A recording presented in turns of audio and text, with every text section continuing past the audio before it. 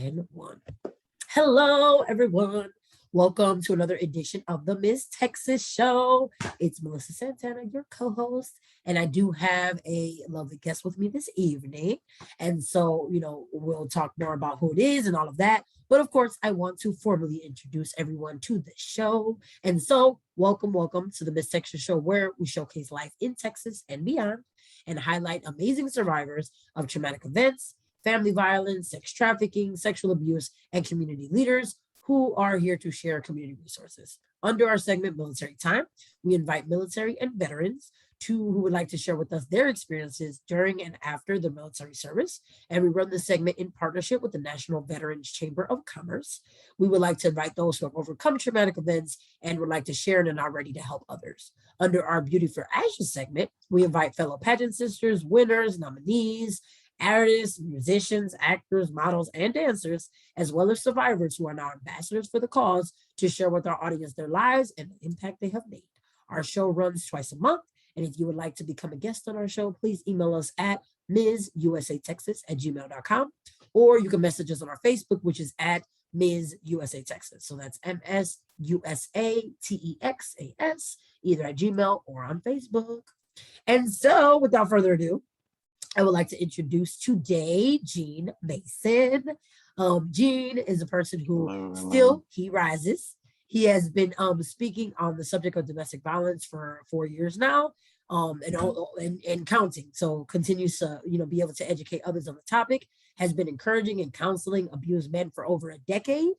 He was born in Kansas and has been married 4 times, and currently actually also educates others along with his wife. So his wife has now joined him in that journey and also educates others on the topic of domestic violence as well. 30 years later, he still bears the actual scars from his abuser. And his beautiful wife, Shannon Mason, was born in California and has also faced abuse herself. And some of their healing has been instant, but some of it has definitely been a process. They also, and so together they actually have 12 children, 7 godchildren, and 5 grandchildren between them. But he himself, but what they both like to do was individually as well as collectively, is focus on love after abuse by being transparent about their journey, which we're hoping will also take place today. And Gene, along with his wife and everyone else in his corner, hopes that their experiences will help enlighten, encourage, and enrich others. And so we cannot agree more. We appreciate that you are sharing your time with us and your story and all of that. And so with that, we just want to give you the opportunity to please introduce yourself, tell us a little bit about you, your journey, what got you here, anything you want to share. Thank you. Again, my name is Gene Mason. I am not only a father, an advocate, a husband, a godparent, and a grandfather, but I'm also a musician, an artist. So, and that portion of it is part of the healing process that I believe God has asked me to do, to create an atmosphere that would initiate healing. I'm a smooth jazz artist, and so the music that God has given me is smooth jazz style. That's the genre, but the music I actually got in my dreams. A lot of the songs I actually got in my dreams, and so it all works together. So, but yeah, I do speak on domestic violence. I actually spoke with a gentleman yesterday. It happens a lot. A lot of people call me.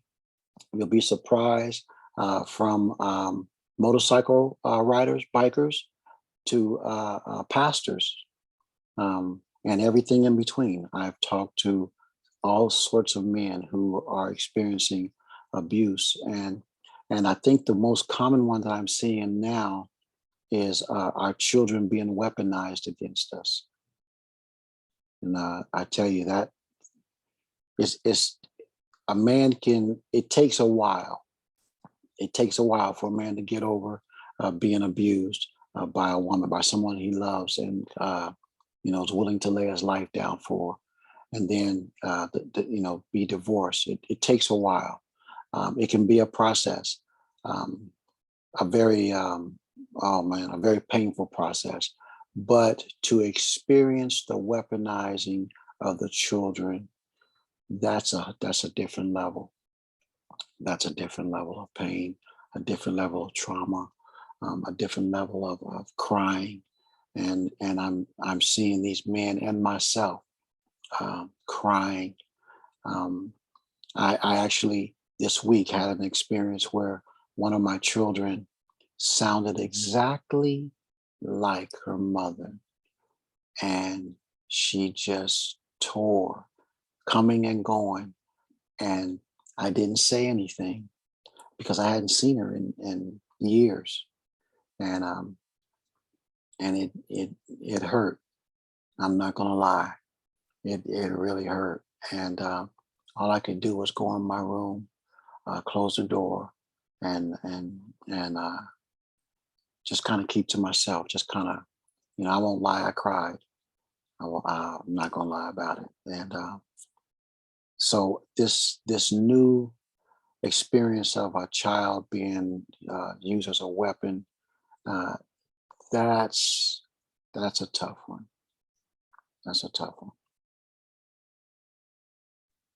Absolutely. And so, and that, and you already shed light on something that I am very excited about that we're shedding light on is that we don't often have men on the show. But not only that, in general, right? Like society does not really provide these platforms for men to also, or those who are anybody who identifies as a male to talk about these issues. And like, we also kind of act like it doesn't happen to men, to be honest. We kind of act like, are men even capable of getting abused? Right. Like, and, but, It's always happened. right. It's always happened. It's just um, we're now coming forth because over the years, men have been killed, um, and no one has said anything because we were told, well, that's just the way women are. You know, uh, um, I've seen men get hit with, a woman hit a man or slap a man, and I that was just growing up. So think nothing of it. That's just the way women were. But men are being killed, men are being stabbed. And again, I seen this as a child growing up. I seen a neighbor, a lady. Was going over to my aunt's house in Kansas, and there was a lady out in the front yard, and she was whipping her husband with a chain. And every time she hit him, she cut him open. And it was the most gruesome thing I had ever seen. And the police stood by asking her to put it down. They never charged her, they just waited for her to stop. But she was angry and she felt like she should beat him. And she did. So it's always been going on, even sexual abuse. Women have sexually abused men for years by withholding. I actually counseled with a gentleman, I think it was a couple of years ago, where his wife withheld sex. He was able to be with her once a year, and it it makes a man insecure. It makes a man wounded. It makes him vulnerable. Um, it messes him up psychologically, you know, to take care of, love, and take care of, and be for and protect someone who doesn't want him, basically. And man, it's a lot of it. It's been going on for years, but I think I think men are getting tired of it. Well, I take that back. I know men are getting tired of it. Now, some of them will speak up, and some of them won't.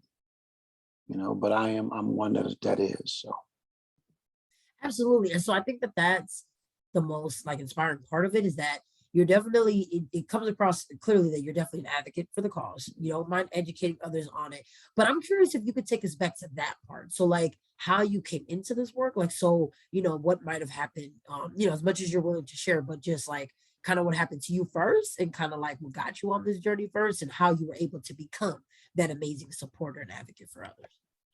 well, actually, I experienced my experience.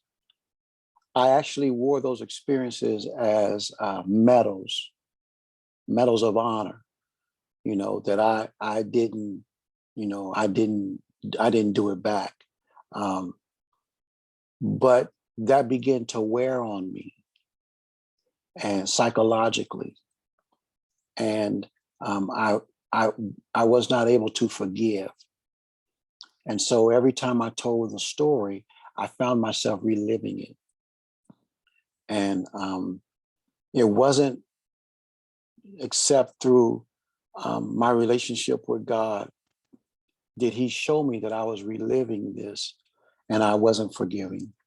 And that in order for me to remove the pain, I had to forgive. And it was not an option. It was either forgive or continue to relive the pain. And so I chose to forgive.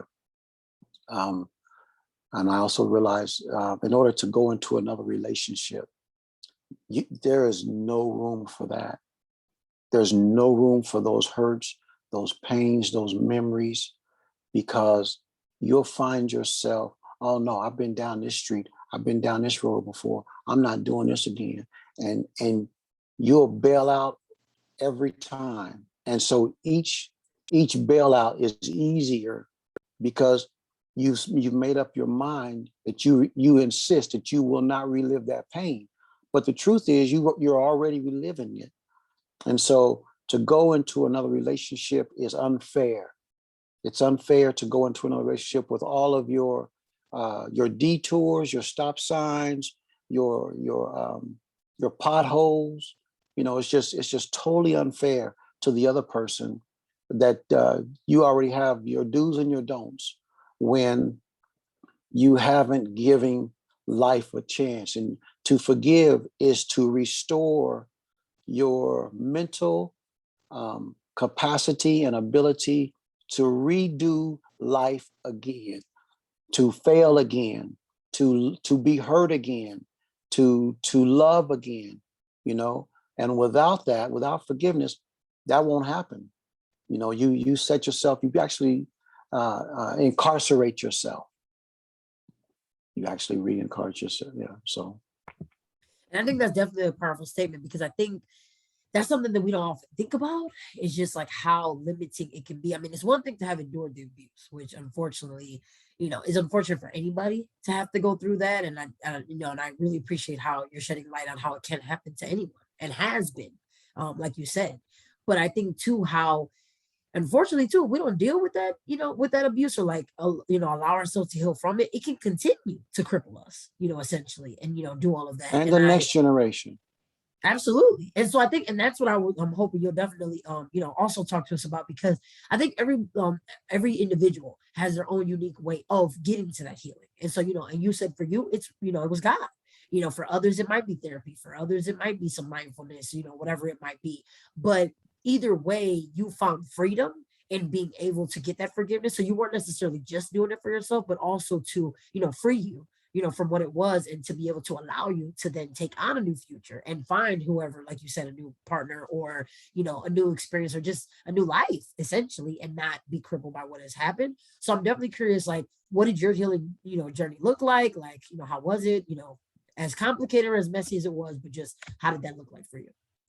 It was both. It was complicated at times. It was messy at times. It was sometimes it was clean. It was all the above. And I think this is the first time I've ever been grateful for that. Um, Many years I look back and was saddened. It was complicated because um, I didn't have anyone. I was looking for a person to help me. Um, I was looking for a pastor to counsel me. I was looking for a program that could help me, and and and I couldn't find that.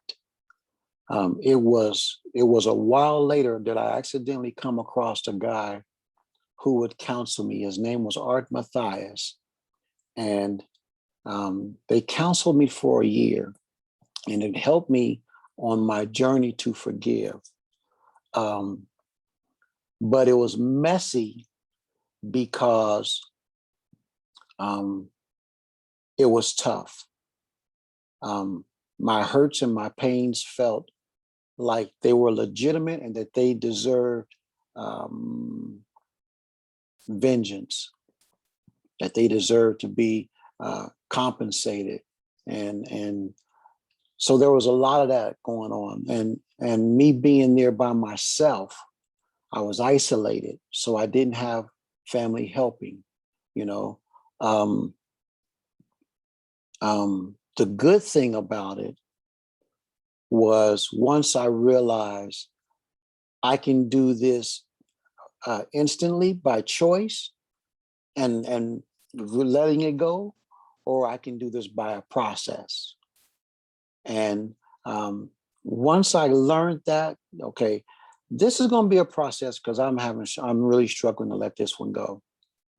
It kind of got clear for me. And oh, this one, you know what? I can let this one go. This one, I can let this go. This can be instant. I don't have to do this no more, you know. But I think once I removed myself from the situation, from the location of the situation, it became a lot easier. You know, sometimes they say you can't see the forest for the trees. And my location had to change. And when my location changed, it got easier.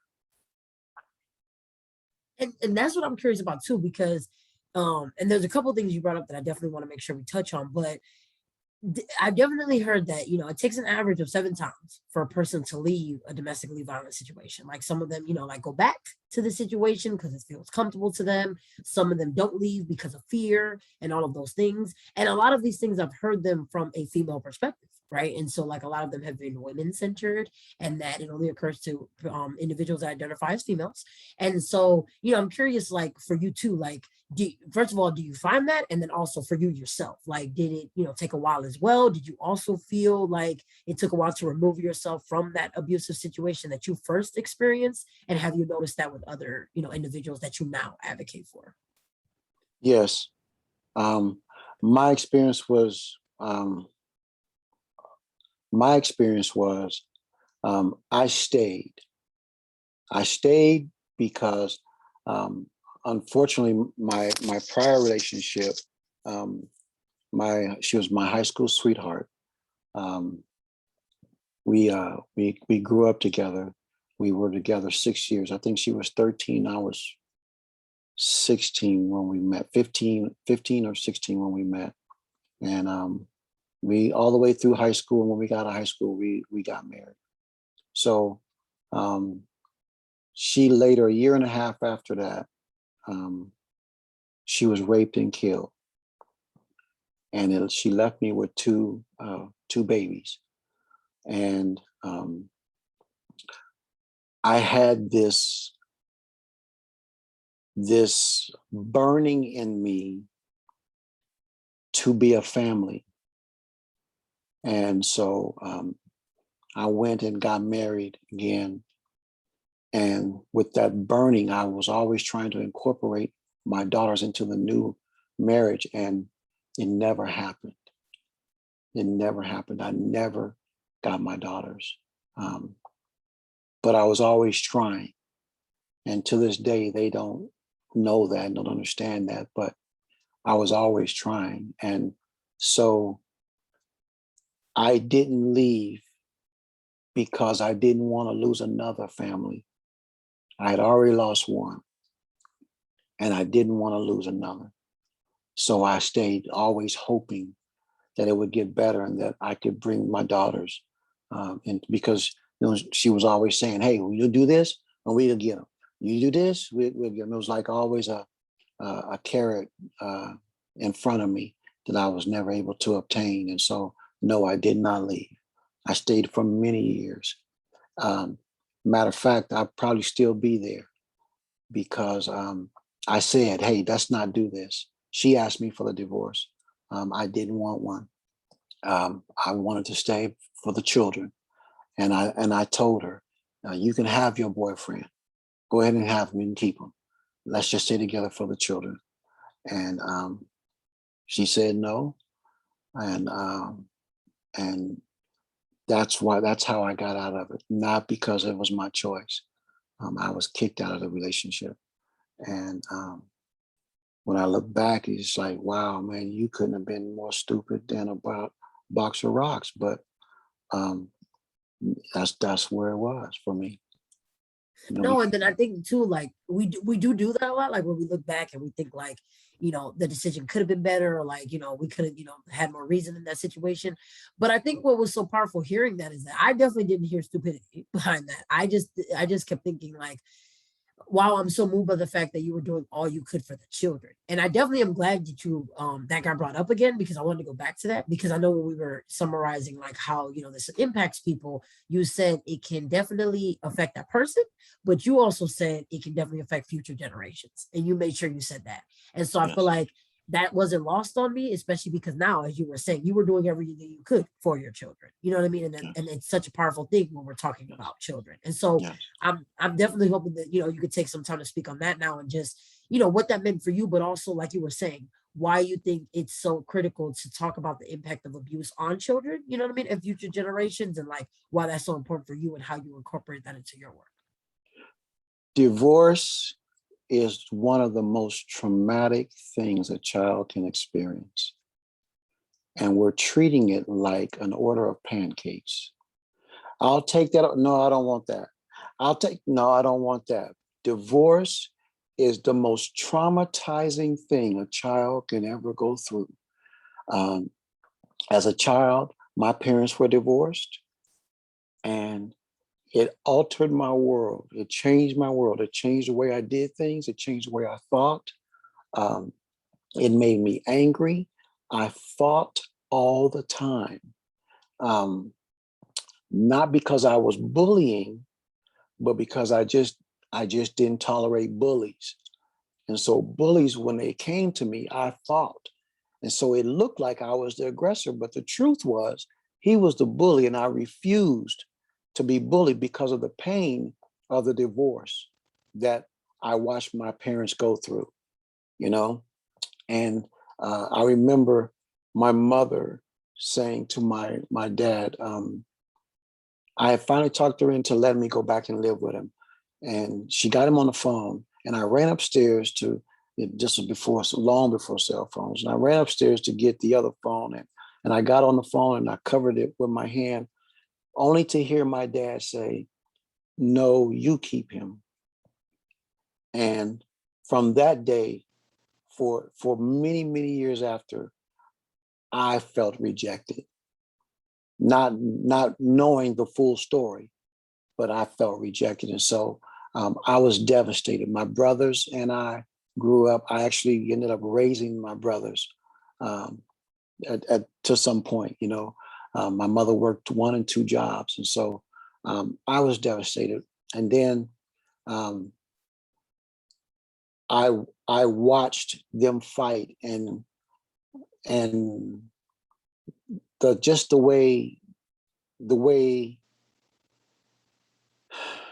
we just grew apart from our father, and I didn't like him, because uh, just time, just time. But now I'm watching a different generation of women, and they are speaking hurtful and mean, and they're not, 90% of it's not even true, but it's all in the same pot. And after 12, 10, 5 years of this child listening to that, the child has to believe it because it's all they know. It's all they've drank. It's all they've heard. It's all they've eaten is your dad is no good. Your dad is a cheater. Your dad is a whatever. And so these children grow up hearing these hurtful and painful words. Your dad's no good. Your dad is evil. And so then when they see you, they vomit everything mom has been saying. And that's kind of what I experienced the other day. And it just, wow. I definitely agree, and I feel that's what's powerful about what you're sharing, is that now, mind you, given the fact that you've been in an unhealthy relationship, I get that for some people, you know, that's why they want a divorce. You know what I mean? They might want to part themselves from an unhealthy situation. And of course, we're not advocating to like stay in an unhealthy situation. We get it. If you need to leave an unhealthy situation, by all means, please know that you have full permission, and you should do that. But I definitely appreciate how you're shedding light on just the effects of it. And then it's not even just a divorce itself. You're saying too how powerful that language is and just how we speak about one another. And so, it's one thing to want to separate, and decide that, what, this isn't working. Like, we're better off separate, let's live our own lives and do our own thing. But it's another thing to then demean that person after that and to continue to insult them and then do it in front of your children who are soaking up everything. And they look to their parents to be that, to be their role model, because what else do they have? Like, they're the role models first. And so, from then on, they learn everything else. They learn what to look for in a partner. They look, what to look for in relationships. Like, it really forms that like cornerstone and foundation. And so, unfortunately, if that's damaged, they go on to have all these damaged thoughts, and so, like, unfortunately, they make those unhealthy connections. And it really becomes normal to them too, like you were saying, to then have those negative messages and to have that insulting nature. And just, unfortunately, they grow up with that. And so that's what I really appreciate about what you're saying, is that, so it's not just that we're not just saying that like it's the divorce itself, but it's also just the ramifications of what happens after that. And so, like, if you do have the divorce, we get that. But Right, please say, right, yeah, exactly. We get it. You got to do what right. you got to do. But But just but using the children as a weapon, exactly. and it's not just one thing to just speak and say things, but I unfortunately experienced um, when the judge asked my wife, what was the reason for divorce. Um, she claimed that I raped her and beat her. Now, when she asked me for a divorce, she said because she felt like she should have married somebody, a doctor or a lawyer. Now I'm like, oh, I'm not good enough. You should have married somebody, a doctor or a lawyer. But when we were in court, she told the judge that I raped her and beat her. So my head is spinning because I'm trying to get what is going on, what is happening here, and why are you lying about this when we both understood that you wanted someone else. So um, so it was bad enough that she went that route, but then after the investigation, and they found that what she said was there was no truth to it. Then she said, well, he uh, he beats the kids, and again another investigation, and even the judge asked me, do you discipline the kids? And I said yes, I spank the kids. If that's wrong, I didn't know it was against the law, but I do that. I spank them, and so another investigation was done, and again, free and clear. Then she turned around and said, well, he's touched the kids. He and I, that messed me up. That messed me up because I'm not that kind of dude. I'm just not that kind. I've liked women since I was a little boy. I didn't even like the little teenage girls. I liked grown women when I was a little boy. For you to say something like that, and so she not only to this day is still rehearsed in the community, and that's been over 12 years ago. So um, I just found out because people still call me, still contact me. But because of that, one of my daughters to this day has not talked to me. And now I understand she has a son. So that's what I mean by now we're affecting generations. We're affecting generations. And it's bad enough that uh, our world is warped, but I've got daughters who will look for abusive men because they've been told that their father was abusive. So they're going to be attracted to abusive men because someone taught them that I was abusive, and that's wrong. And it's our women should not do that. Our men shouldn't do that. We shouldn't do that, guys, because we are now destroying the next generation. If let our differences be our differences, but allow the next generation to make their own decision based upon their own information, you know. And this pre-programming is really, really bad. I definitely agree. And that's what I think we don't always, give enough credit to, is just how powerful our impact can be, as parents, also just as adults in the community. I mean, I get that you don't even have to directly have it. You could be the aunts, the uncles, just because it takes a community to raise a child as it is, but also Not, the child is taking up all those influences, absolutely, yes, whether they're positive or negative. And I yes. think it was also interesting too that you mentioned something about how, so hearing it was, I believe it was your daughter's voice and she sounded like her mother, and how that kind of was triggering, honestly, for you. And I think that's not something that's talked about either. And I think there's something to that. Like, as you're continuing to heal and you're doing all the, you're doing all this work, facing all the things that you've gone through, it's not a normal, or essentially not normal for this to occur, like for that to also be a triggering part of your journey, because your children, especially if you have them with someone that might have inflicted abuse, it's not unheard of that, as you're trying to cope with things with them, that they might bring up things for you. They might remind you of something. And so, like, I definitely don't think we talk about that enough either. And so it's not, and then, and great for you that you recognized it and took some time to yourself, did what you have to do, collected yourself. But, I think, if anybody else resonates with that might be watching, I think, it's great that you shed light on that. Like, you're not alone, like there are, as we're trying to figure it out as parents, there's no manual for parenting. And so, like, we're trying to figure it out as we go, but that can happen, like even just raising the children, just in general, it can bring up a lot of feelings. And so it's just important to, I think, to recognize it. And I'm wondering if you also have some other tips of, like, what you do, but just that definitely, like, to at least recognize it and know it, and and deal with it, but you're definitely not alone if it occurs to you also. No, no, you're not. And I think one of the biggest things that we as men uh, should do is reach out. Um, it's so much easier when you meet someone that you can relate to, who God has taken to the next level, and blessed them, because it gives you hope. It's otherwise you'll feel like you're hopeless.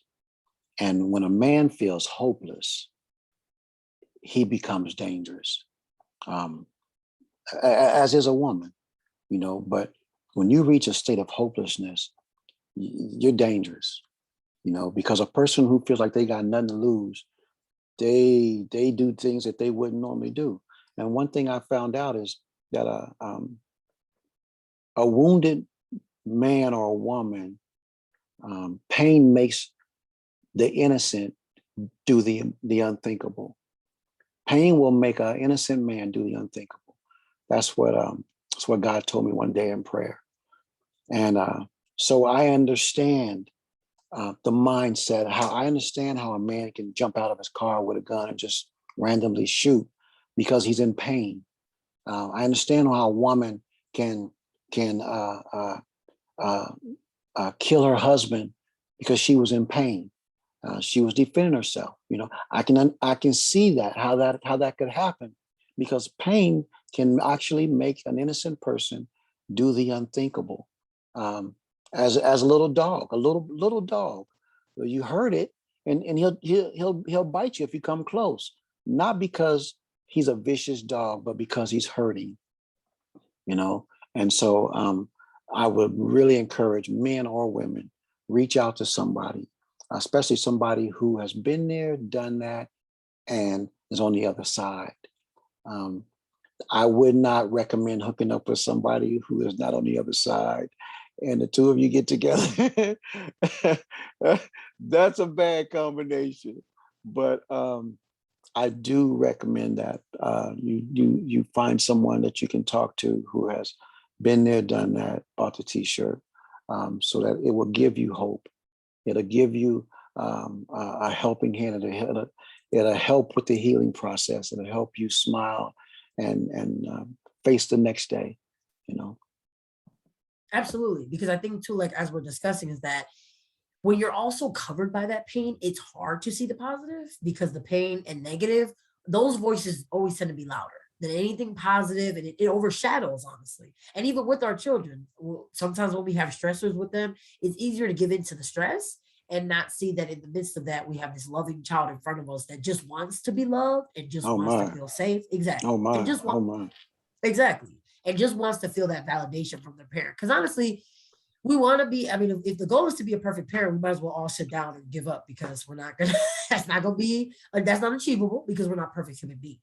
But if the goal is just to, be there for our children and just show up the best way we can, that's honestly all we can do most of the time, because that's all they want, is for us to at least be present in their lives. And I think you have definitely spoken to how that absence is actually felt much greater, when you don't have that. And like you said, you felt a lot of rejection yourself from your own father, which was unfortunate, because we have no idea what he was trying to say in the midst of that conversation. All you heard was the rejecting part that made you not feel wanted by somebody that his sole purpose should be to want you and to raise you and to help you, in your life. So I think that was definitely powerful that you shared that. And I definitely appreciate that. But I also think what I wanted to highlight too is that, since we don't always get the chance to speak about like the male population and all of that, is that I love that you said reach out, because I think that, I can't speak for males. I'm not a male, and I don't identify that way, but the males that I've come into contact with, I do feel that they internalize a lot. And, when they don't reach out, keep it a lot inside, from what I see. And I did have a cousin who was a male who, unfortunately, we lost him to suicide. And I will say that has never been lost on me, that there's a lot of males similar to him who, that's the fear, is that, like you said, because then you made me really think about it when you said what you said, is that when they become hopeless, you know what I mean? They become dangerous.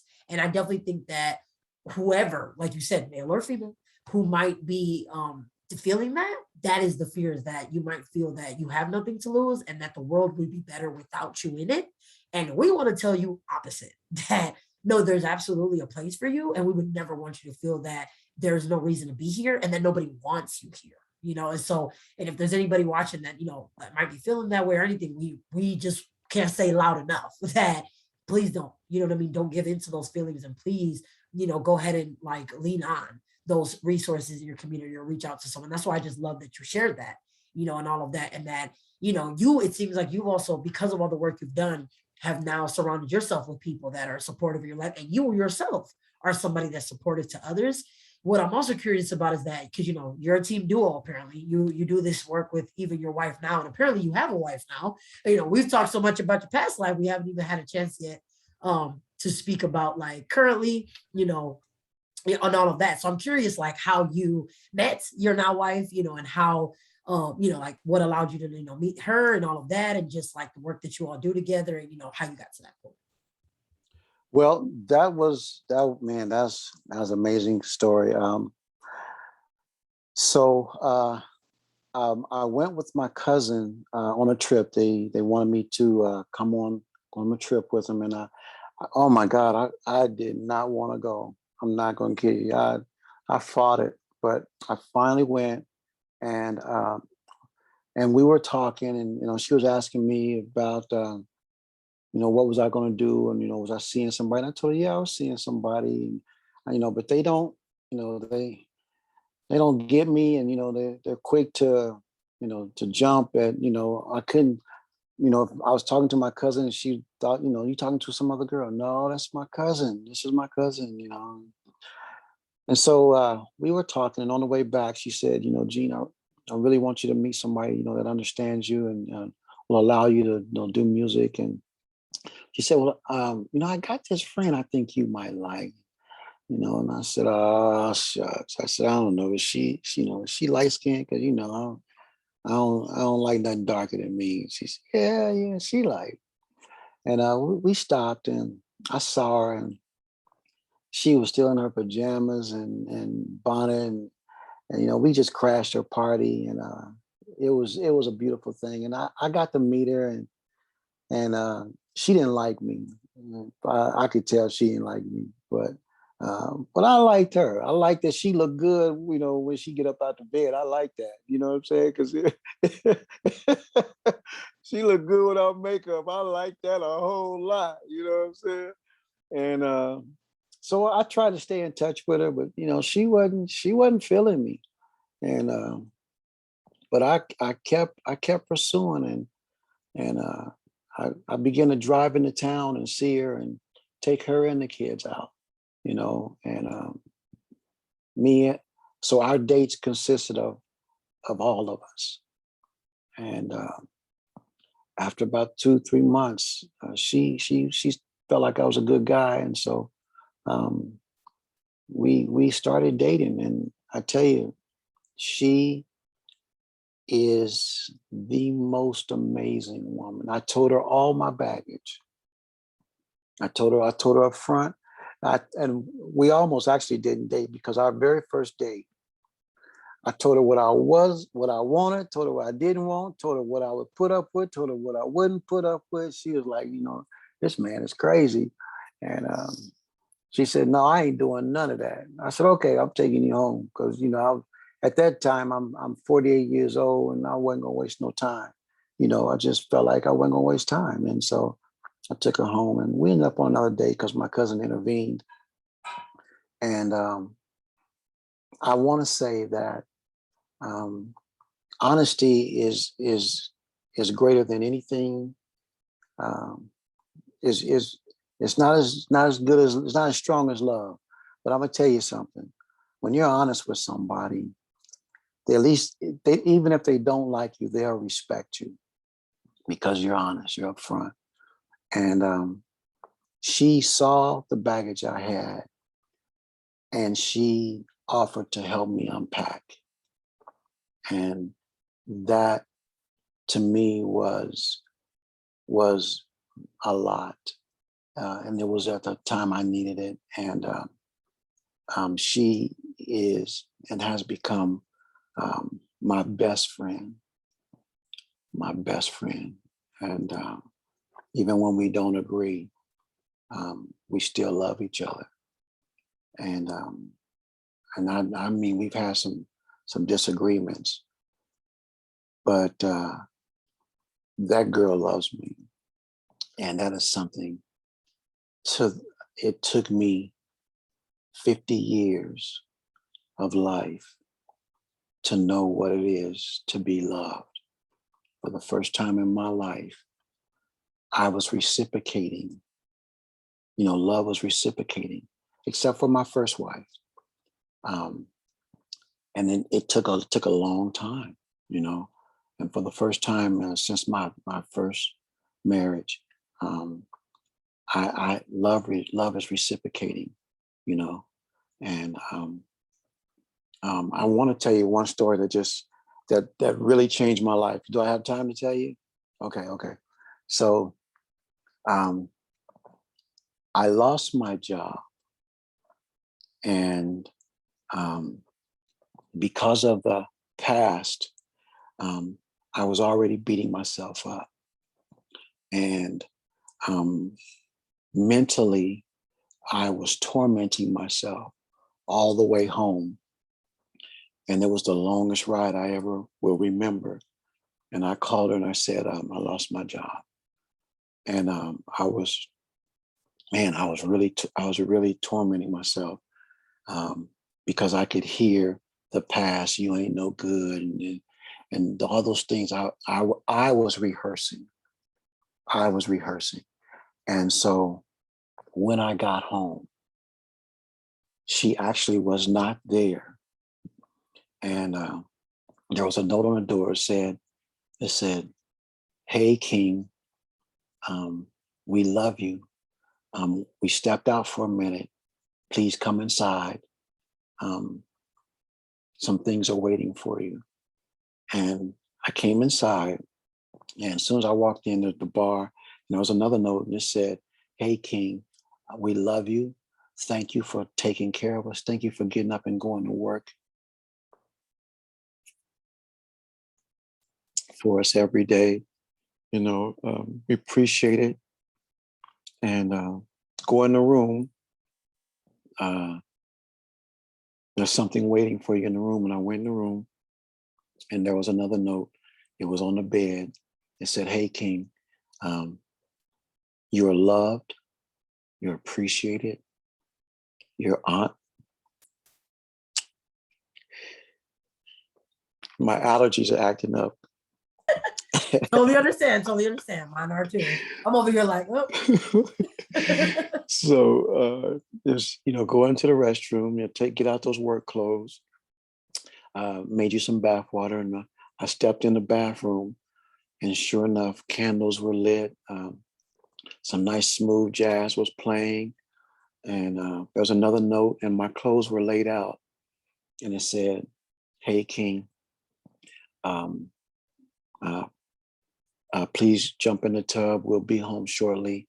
Um, may this, uh, may the bath water wash your uh, discomfort, your day, your bad day away, or something." And I got in the tub, and I remember her coming home, and she knocked on the door and came in, and I was already, um,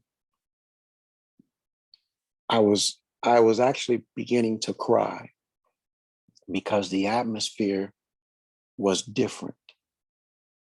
I had never felt it before. Um, I felt loved in the midst of failure. Uh, in the midst of my failure, and so she came in, and she she took the towel and put on top of my head, and I just sat there and I just cried. I mean, I cried like a baby, and I something in my life broke. It broke. I'm telling you, I'm telling you, and it changed my. That was a most pivotal time in my life. It was as if I felt God loved me, not just my wife, but God, and that I had a place in this world. And so from that day, um, that girl has been. Uh, she's not only my best friend, but she she actually mothers my children. She calls them her children. She does not call them her stepchildren. She treats them like her own. She talks of them as if she gave birth to them. When someone asks how many kids she has, she says 12. You know, you got that many? Yes, I do. You know, and she tells them the names and the ages. She has it memorized. And, you know, where else can you find that? You know, and I mean God's love, not the subsidized, uh, uh, you know, tarnished, something that's got a hook in it. I'll do this if you do that type of stuff. And so um, I have the greatest partner. God has blessed me with the greatest partner in this journey. And so she comes alongside with me, even when I speak of domestic violence at events, she comes alongside with me. And she is so eloquent, and she helps me tell the story. And she even, she's beginning to tell of even her abuse um, that she endured, that she didn't even know she endured. But she endured psychological abuse in her previous marriage, and I'm grateful to her for that. I thank God for it. You know, so that's why we talk about love after abuse. It is possible. It is possible. There is hope, because most men. The reason why most men don't leave is because they don't want to start over. The thought of starting over, especially if you're older like I am. You know, who wants to start over at 50 years old? Nobody wants to start over at 50 years old. You might as well ride this one on out. You know what I'm saying? But I'm so grateful to God that I did get an opportunity to start over, and I'm 55 now, and I'm telling you, I I am doing my best, doing my best. Wow. Okay, so also I just hope, like, as a single person, I was just like, ooh, if somebody could just speak with half of the admiration that you do about your wife. So whoever's out there, let's manifest it. They're coming in the future. But it was just, but everything about that was just so beautiful. And I'm just so glad you shared. And I just appreciate that, you even wanted to. But I just think it's, yes, everything about it was incredible. I mean, there's so much that we could pick out. But I think that the main thing, like as you shared at the end, is just that the hope that is behind it. And and just Yes. like you said, and this and you've also said this throughout, but also just that there is no timeline on this thing, with life, but also with healing and everything. Because like you said, your own healing journey has been messy at times it was clean, times it was complicated, at times it wasn't. But it's just that, there's no like linear fashion to that, but there's also no like timeline deadlines to healing either. And so yes, But you mentioned your cousin, you said, that committed suicide. absolutely, yes. After uh, my wife gave me the divorce, I actually went in my bedroom and I went and got the gun and I was going to blow my brains out. And a friend of mine, to this day, I don't remember him even knocking on the door, but he busted through my bedroom door, asked for the gun. But before he did that, when I was going to shoot myself, I heard an audible voice say that I would see the goodness of the Lord in the land of the living. I didn't even know where that scripture was. I didn't know. I hadn't, you know what I'm saying? I hadn't heard it before, or I had, but I couldn't put it together. And here I just celebrated my 55th birthday. And I remember that scripture again, that I would see the goodness of the Lord in the land of. In order to do that, you've got to live. And the enemy of our souls does not want us to live. And if you will just dare to live, you too can see the goodness of the Lord in the land of the living. That's what I wanted to say. Oh, and I appreciate that you did. And I definitely agree. I think that, and that's why I'm glad, that, and you actually inspired it to share. I mean, I had never shared, that sentiment on the, show before, but I just think that that is just that's the impact of those, occurrences, is that, I mean, his memory definitely still lives with me, and I still feel, and even when we were, at his memorial, we were talking about how he brought all these wonderful people together and all that. But it still was unfortunate having to talk past tense about somebody that, had every right and deserved to still be here. And that's what it makes you think about, is that if there was just a way where we can let everybody know how much they also deserve to live. And that, unfortunately, I know that you might have heard messages that told you otherwise, but you absolutely deserve to be here. There's a reason for you to be here. You're not here on accident. You absolutely have a purpose. And I just think there's many things that makes us forget about that. But I'm just so glad that, yeah, and even in your case, you absolutely had a purpose. God was not done with you yet, and you needed to still be here to do all this great work. But it was just incredible that, it came to you audibly in a message, but then literally physically also in the form of a person who like came Yeah, and saved you. Exactly.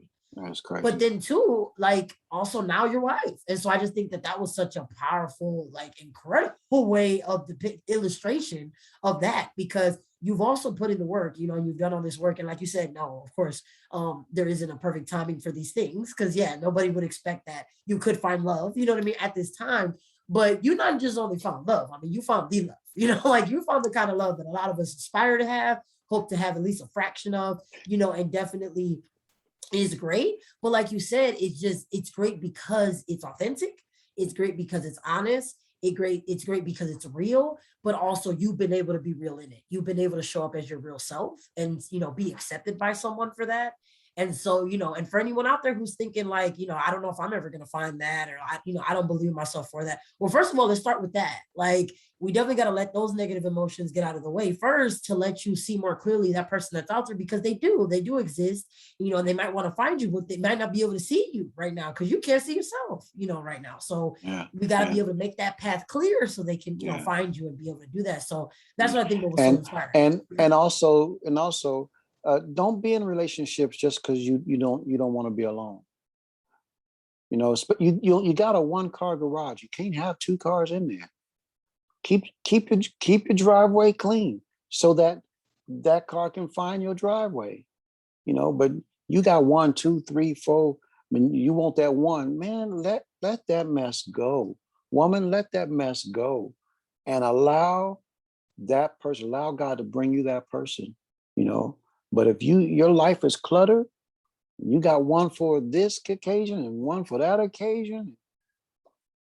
I listen. God don't like confusion. He's not going to bring two nothing. That just doesn't work. So I tell my daughters, be careful whose seed you carry. I tell my sons, be careful who you give your seed to, because going both ways, they both will have access to your life forever. So if you don't want them to have access to your life forever, don't give your seed to them, you know? Absolutely. Definitely said a couple words with what you just shared. So yes, and with that being said, I can see why you taking up speaking and all of that, because you clearly have great messages to share. And so now, as our time is starting to wrap up and all that, I definitely want to give you a space and opportunity to talk about how you came to do the speaking engagements, like how that's going, where you might find you to be next. And I know you talked a little bit about the music too. So if there's anything going on with that and like all those things, but just if you want to give space to that. Awesome. Okay. Well, I am speaking a lot lately. I'm getting a lot of calls lately, especially on Facebook. Um, Houston has been calling me a lot as well, and we're due to be in Houston in October, the 8th. Not exactly sure where it is. If you go on my Facebook page, Gene Mason. I also have a Still I Rise Facebook page, and a music Facebook page. My music, I have an album out that's called Turn Right at the Moon. It's 12 songs. It's called Turn Right at the Moon. My wife also helped me with it. My daughter even helped me with it, one of my daughters. And it was created to initiate healing, to bring calm and serenity as you play it, and also a book, Still I Rise. It will be finished in October. I wrote a book. It's taken me years, but I finally finished it, and it's called Still I Rise. So yeah. Lovely. So a couple things that are, going, down the pipeline. So that's awesome. And with the speaking, was that something that you just did on your own? Do you do it through a company, or was that always just your own thing and you just find people to connect with? No, that was a trip. Actually, my wife said, "Baby, there's somebody I want you to talk to. Tell her your story." I told her my story, and next thing I know, it went from one a year to right now. I'm at 10 this year already, and the year's not up. So yeah, it's been crazy. So the first year I did, it was just one. This is my fourth year, and this is my 10th speaking or interview, as you may have it. So I'm always open for an opportunity to share, to encourage, to enlighten, to brighten someone's day, or um, you know. So Wow, which is definitely awesome. So that, yeah, it's definitely amazing. And it's just wonderful too that that's just another like reflection of the great energy that you put out, that is now allowing this to now grow, this great effort that you're doing and continuing to enlighten others. So I just think, we wish you nothing but the best with that. And we thank you, definitely thank you. hope that, absolutely, if anybody watching has, if this is connected with you or resonated with you, that you also connect and reach out and know that there's another person that not only you can connect with, but that also hopefully you can bring to also spread this message and increase this awareness and all of that. So I definitely thank you, so much for that. So what I would love for you to do is if you could just repeat again how individuals can find you and connect with you before we close out. I'm on Facebook. Uh, Facebook. I have a music page and a Still I Rise, which is uh, Sir, and my email, Gene Mason 2 at yahoo.com. Gene Mason 2 at yahoo.com. Lovely, lovely. And we will also make sure that we put down below, links to be able to connect with Gene. So you'll be able to see, all those ways too, and be able to have that, click away. But we also want to make sure that you heard it and know, the different areas and places. And yes, all the music is on Spotify, iHeart, okay, yeah, all those, YouTube, all of that. So okay. it's on all of those channels. Which is good. Good to know because it's not hard to find, essentially, is what No, you're it's saying. not. So No. you should be able to find, click away. Very good. And we know music is therapeutic. So it just is Yes. wonderful that it just leads right into it. And all of that. So yeah, and it's awesome that you continue to, spread your message that way too. So, Yes. so Thank with you. that, unless you have any final words, Gene, I just want to say thank you so very much for your Thank you. time, for your energy, for everything, for the message that you shared. And thank you all for tuning in today. And so, stick with us, but also thank you so very much. All right.